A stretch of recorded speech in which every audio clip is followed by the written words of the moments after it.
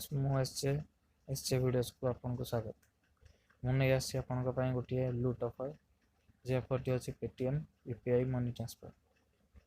यही offer T start हो गला एवं यह 30 एप्रिल पर्यंत अच्छे।